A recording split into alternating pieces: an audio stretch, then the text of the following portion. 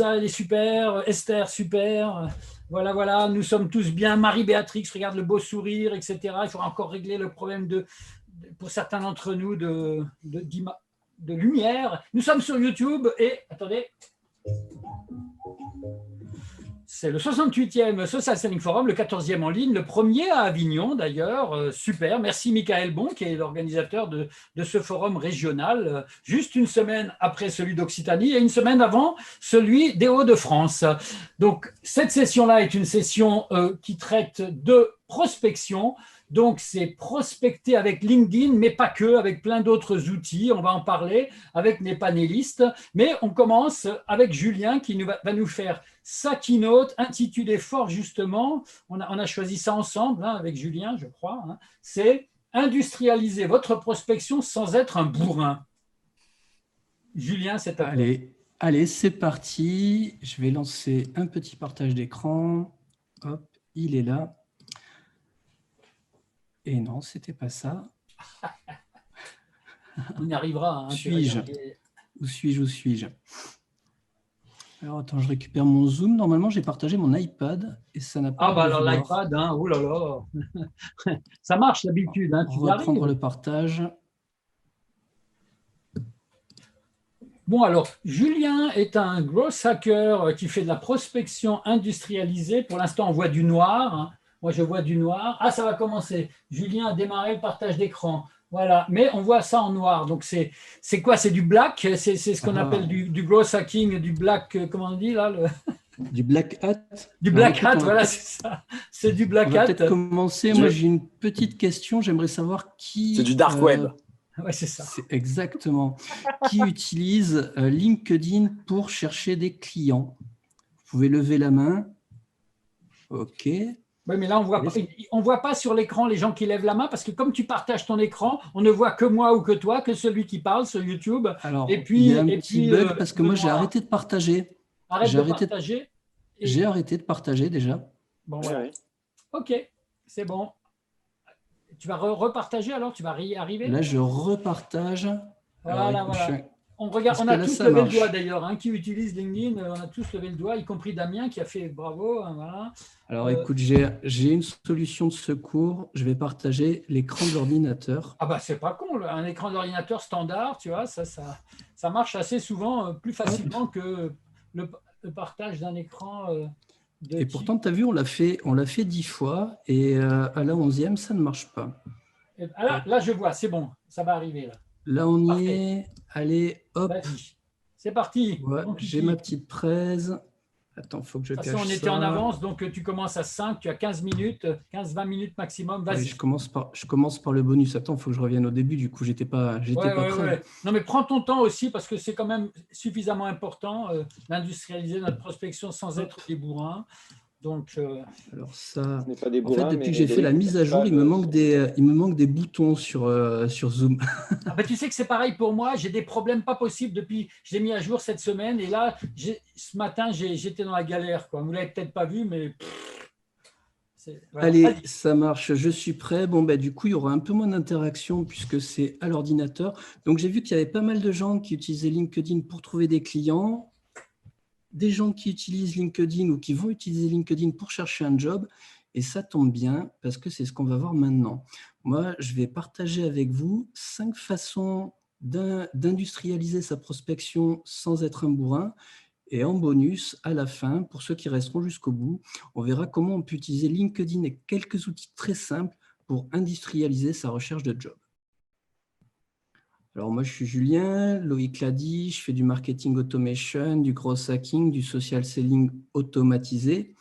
Et ma proposition de valeur, un petit peu ma raison d'être, c'est de faire de la génération de leads en pilote automatique sans avoir recours à la publicité. Alors, LinkedIn, pourquoi LinkedIn? LinkedIn, moi, ce que j'aime bien, c'est qu'on peut faire à la fois de l'inbound, on en a beaucoup parlé dans les 2 sessions précédentes de l'inbound marketing, et de l'outbound. On va faire de l'inbound, c'est-à-dire publier des contenus, voilà, publier des contenus qui permettent d'atteindre une cible pour générer des visiteurs sur notre plateforme, sur nos sites web, etc., pouvoir convertir ces visiteurs en leads puis en clients. L'objectif de ça, c'est de faire de la visibilité, de la notoriété, de démontrer une expertise et de présenter ses produits ou services. Avoir une ligne éditoriale, tu as vu Loïc, cohérente, c'est une première façon d'industrialiser de la génération de leads. Vous publiez, et je pense que tous ceux qui publient un petit peu régulièrement vont avoir ce même retour d'expérience. Vous publiez des contenus, ça va générer de l'interaction, ça va générer de la discussion, ça va générer des discussions en message privé. Et moi, je suis pas très bon dans cette partie-là, mais globalement, à chaque fois que je publie quelque chose, j'ai une ou deux opportunités concrètes, immédiates, et parfois de gens que j'aurais pas osé moi-même aller démarcher. Donc ça, on va passer assez vite sur ça. C'est une première façon, publier régulièrement, consistamment, des contenus pertinents qui donnent de la valeur à l'audience que vous ciblez. Pour l'algorithme LinkedIn, on en a parlé toute la journée, donc je vais passer un petit peu. La deuxième façon d'utiliser LinkedIn pour aller générer des leads, ça va être de faire de l'outbound. Ça va être d'aller chercher le client, de pousser des actions marketing et commerciales et aller attraper le client là où il est. Alors, je dis le client par raccourci, aller attraper le prospect là où il se trouve. Ça va être la deuxième façon dont on va pouvoir utiliser LinkedIn. La démarche social selling, j'ai inversé des slides, on y reviendra après. Si on va quand même parler de la démarche social selling. Pour ne pas être un bourrin, je pense qu'il faut faire les choses dans l'ordre, par étapes. Il y a une analogie qui revient assez souvent. Vous êtes un garçon et vous n'êtes pas Ryan Gosling, vous allez en discothèque, vous ne pouvez pas, au bout de 3 minutes, demander à la première jeune fille que vous croisez de se marier avec vous. Si vous n'êtes pas Ryan Gosling, il y a des chances que ça ne marche pas. Là, le social selling, c'est la même chose. On va utiliser LinkedIn pour identifier ses prospects, étape 1. On va établir le contact, faire une demande de connexion, ce sera l'étape 2. Engager le dialogue, créer la discussion, échanger, commencer à donner de la valeur, ce sera l'étape 3. Qu'on va poursuivre à l'étape 4 en vraiment essayant de construire une relation. Et enfin, on va chercher à faire du business. Et pour, in fine, chercher à aller faire du business, on va déplacer la conversation en dehors de LinkedIn. On va déplacer la conversation sur un Skype, sur un Zoom, au téléphone, aller boire un café, se rencontrer dans un rendez-vous business. Alors, la question moi, qui me revient toujours quand j'explique ça, c'est d'accord, trouver mes prospects, le moteur de recherche LinkedIn, bon an, mal an, j'arrive à l'utiliser, j'arrive à identifier mes cibles. Mais ma problématique, c'est d'établir le premier contact. Établir le premier contact, je vais vous proposer un script. Parce que pour établir un premier contact pertinent, c'est assez stratégique et simple à la fois. Moi, je vais vous proposer un script en 4 points. Parce que la première chose qu'il faut garder à l'idée, c'est qu'il faut un message qui capte l'attention. Vous n'aurez pas une deuxième chance de faire une première bonne impression. Donc, il faut que dès le départ, votre message soit soigné. Qu'est-ce qu'on y met dans ce message? On va commencer par une accroche. Quel est le sujet qui sera susceptible d'avoir l'écoute de votre prospect? On va partager de la valeur. Le bénéfice pour votre prospect d'utiliser une solution ou d'utiliser une offre que vous pouvez lui proposer. Une démonstration, là, ça va être le lien vers un contenu. Alors, quand je dis le lien vers un contenu, ça peut être un article de blog, ça peut être un webinar, ça peut être un livre blanc. Il y a tout un tas une vidéo YouTube, il y a tout un tas de contenus qui vont permettre de briser la glace et de montrer dès le départ que vous êtes là, non pas pour vendre quelque chose, mais que vous pouvez amener de la valeur à votre prospect. Et le dernier point qui est, à mon sens, le plus important, c'est de toujours avoir un appel à l'action. Toujours guider votre prospect vers la prochaine étape. Si on est sur une connexion de niveau 1, ça va être la prise d'un rendez-vous, un rendez-vous Skype, Zoom, etc., etc. Si on est sur un prospect qui est dans votre réseau de relations de niveau 2 ou 3, ça va être une demande de connexion. Je vous ai mis un petit exemple très simple que vous avez ici, d'un message de connexion. Il faut savoir, moi, dans le cadre de mon activité secondaire, de la machine à lead, on gère depuis 3 ans pour une cinquantaine de clients, on gère à peu près 600 comptes LinkedIn. Donc, ce que je vous livre là, c'est le résultat de l'expérimentation. Qu'est-ce qui marche marche pas, qu'est-ce qui marche mieux, qu'est-ce qui marche moins bien. Ce type de message fonctionne et vous donne 35 à 40% de taux de connexion, de taux d'acceptation de connexion. Donc, le message « Bonjour Monsieur X », pour trouver de nouveaux clients, les équipes commerciales n'ont d'autre choix que de s'adapter au digital. Ça, c'est mon accroche. Dans ce contexte, depuis que les équipes d'IBM pratiquent massivement le social selling, ces ventes ont connu une hausse colossale de 400%. Donc, comme quoi, même en mauvais français, ça fonctionne. Ça, c'est la démonstration.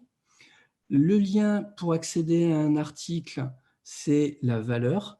Et si vous le souhaitez, nous pouvons continuer à échanger sur le sujet. Ça, c'est mon call to action, qui n'est pas très bon, mais on retrouve les 4 éléments du script qui permettent d'avoir une bonne première entrée en relation.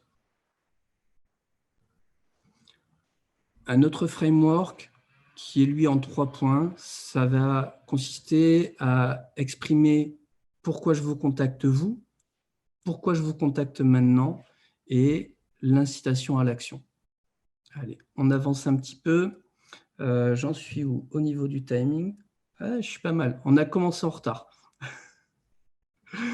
Prends ton temps, prends ton temps. J'ai le temps, je me détends. Alors, je vais commencer, je vais vous parler d'un outil qui s'appelle Phantom Buster. Il faut savoir qu'aujourd'hui, tout ça, on peut se dire c'est difficile, c'est compliqué, je ne suis pas codeur, je ne suis pas développeur. Moi, je vais vous parler d'outils no-code. J'ai commencé, pour l'anecdote, tout le monde est majeur, ouais. Pour l'anecdote, moi, j'ai commencé à m'intéresser à l'automatisation à un moment donné où on était en 2010-2011. Je venais de divorcer et j'ai eu envie de m'inscrire sur un site de rencontre. Et j'ai commencé à m'intéresser à l'automatisation à l'époque. Je me suis dit, ouais, ce truc, c'est bien, mais j'y passe des heures, etc. J'ai un peu cherché quelles étaient les possibilités et j'ai développé un script en Python. Donc, j'ai dû apprendre Python, qui est un langage de programmation, pour automatiser un petit peu mon démarchage, ma prospection sur ce site de rencontre. Aujourd'hui, il faut savoir que cette époque-là, elle est complètement révolue. Moi, je n'ai pas fait une ligne de code depuis au moins 5 ans. Ça ne m'intéresse plus. Il y a des outils sur étagère, il y a des outils no-code qui permettent, alors peut-être pas pour Adopt-A-Mec ou pour Badoo, mais pour ce qui est de LinkedIn, c'est sûr, il y a pléthore d'outils. Celui dont j'ai choisi de vous parler aujourd'hui, c'est Phantom Buster. C'est une petite boîte française qui permet d'automatiser tout un tas d'actions sur LinkedIn. Comment ça fonctionne? On va avoir une bibliothèque de recettes. Alors là, par exemple, la première, où est mon pointeur? Je n'ai pas de pointeur. Si. La première qui est ici, voilà, c'est un export de recherche Sales Navigator. La deuxième, ça va être un scrapper de profil Sales Navigator. Et la troisième, ça va être un convertisseur d'URL Sales Navigator en URL LinkedIn normal. Qu'est-ce qui va se passer? Dans l'outil Phantom Buster, j'ai la possibilité de lier, d'enchaîner ces différentes recettes pour arriver à un programme, un algorithme qui va faire ce que je veux, parce que c'est moi qui ai décidé les éléments de la recette. Là, typiquement, imaginons que j'ai envie de travailler avec des comptables.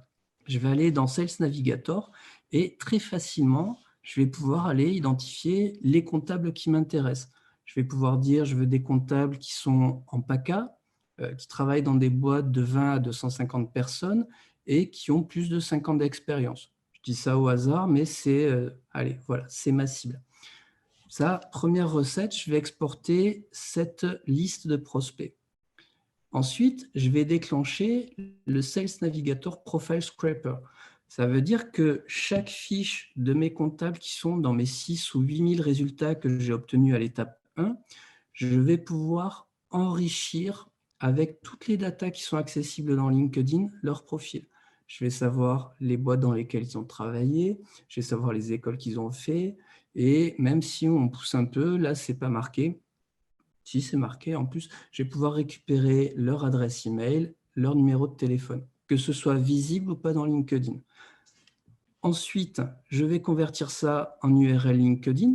Ça me permettra de demander à ces comptables-là une demande de connexion, comme on a vu en utilisant le script plus haut.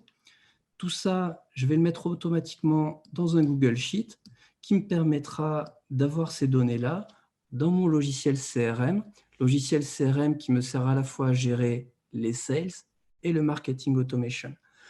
Avec des campagnes de marketing automation qui vont être très fines, très personnalisées, parce que ici, j'ai récupéré une tonne de data.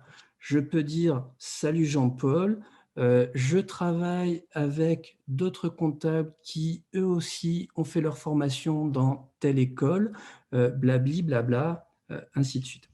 Donc ça, c'est pour constituer une base de données de target. On est bon ?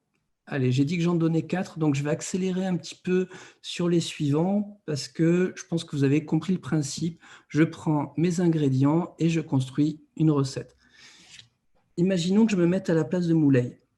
Moulay, ils vendent de l'assurance et on a vu que Christophe aussi vend de l'assurance. Je suis désolé les gars, je prends votre exemple parce que vous êtes là et que voilà. Je suis à la place de Moulay, j'ai vu que Christophe il est très très actif. Christophe, il publie beaucoup, il a beaucoup d'engagement.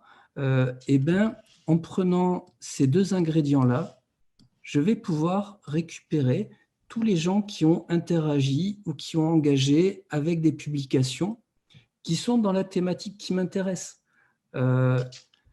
Et ça va me permettre, en plus, c'est des gens, s'ils interagissent, s'ils sont engagés, qui sont potentiellement chauds, ça va me permettre de récupérer leurs coordonnées, de les inviter en connexion, de les mettre dans mon Google Sheet, de les ramener dans mon ActiveCampaign, Marketing Automation, Lead Nurturing, blabli, blabla.